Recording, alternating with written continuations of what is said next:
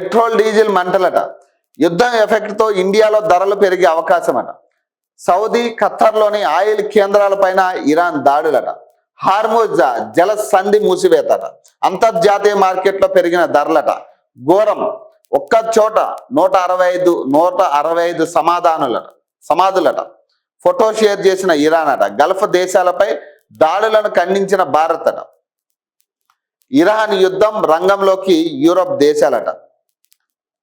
టెహరాన్ను వీడిన భారత్ విద్యార్థులట. Israel, America, Iran మధ్య జరుగుతున్న యుద్ధ ప్రపంచ దేశాల ఆర్థిక వ్యవస్థలను పెను సవాల్ను విసురుతుంది.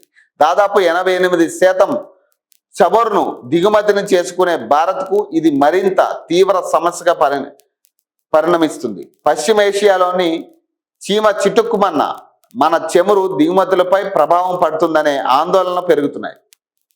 అలాంటి ఇజ్రాయెల్, అమెరికా ఉమ్మడిగా ఇరాన్పై దాడి చేయడం, ప్రతీకారంగా ఇరాన్ గల్ఫ్ దేశాలపైన దాడులకు దిగడం భారత్తో పాటు ప్రపంచ దేశాలు చమురు అవసరాలను ముప్పులో పడేస్తున్నాయి. ముఖ్యంగా భారత మొత్తం చమురు దిగుమతుల్లో సగం పశ్చిమేషియా నుంచే, అది హోర్మోజ్ జలసంధి గుండెల్లోనే మనకు వస్తాయి.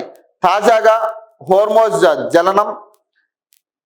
జలసంధిని ఇరాన్కు చెందిన IRGC మూసివేసినట్టు ప్రకటించింది. భారత్కు చమురు కొరత ఏర్పడుతుందని, పెట్రోల్ డీజిల్ ధరలు ఆకాశాన్ని అంటుతున్నాయని ఆందోళన వస్తుంది.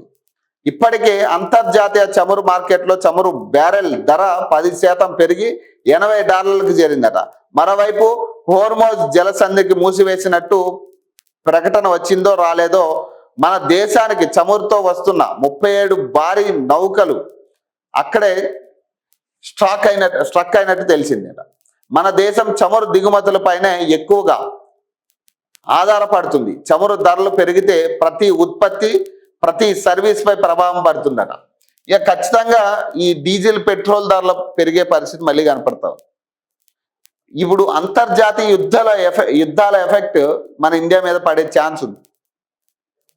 ఇప్పుడు వీళ్ళు రష్యాతో మాట్లాడే ప్రయత్నం చేస్తూ ఉన్నారు. ఏదైనా కానీ ఖచ్చితంగా పెట్రోల్, డీజిల్ ధరలతో పాటు క్రూడ్ ఆయిల్స్ అవి కూడా పెరిగే పరిస్థితి ఉంటుంది. మరి దీని మీద సెంట్రల్ గవర్నమెంట్ ఎలా రియాక్ట్ అవుతుంది, సెంట్రల్ గవర్నమెంట్ ఏం అనౌన్స్మెంట్ చేస్తుంది, అనౌన్స్మెంట్ వచ్చే వరకు కూడా కొంత అప్రమత్తంగా అయితే ఉండాల్సిందే. ఇక ఖచ్చితంగా అన్నిటికీ ప్రిపేర్ అయితే ఉండాల్సిన పరిస్థితి. ఆర్థికంగా మళ్ళీ మనం ఇబ్బందులు పడే పరిస్థితి వచ్చింది. ఇది ఇప్పుడు పైసలు ఉన్న వాడు ముచ్చట వేరుంటుంది. కాకపోతే middle class, below middle class వాళ్ళకి ఈ ఎఫెక్ట్ గట్టిగా ఉంటుంది. ఈ ధరల పెరుగుదల వల్ల ఖచ్చితంగా ఈ మిడిల్ క్లాస్ వాళ్ళ మీద ఎక్కువ ఎఫెక్ట్ పడే పరిస్థితి ఉంటుంది. ఏదో మొన్నే ఏదో GST పేరు మీద, ఇతర వాటి మీద ఏదో మిడిల్ క్లాస్ వాళ్ళకి మేము మేలు చేస్తున్నాం, సామాన్యులకి అందుబాటులో మేము ధరలను తీసుకొస్తా ఉన్నాం, GST మీద ఏదో తగ్గింపులు చేసామని చెప్పి కేంద్ర ప్రభుత్వం బడ్జెట్ సమావేశాల్లో మాట్లాడింది.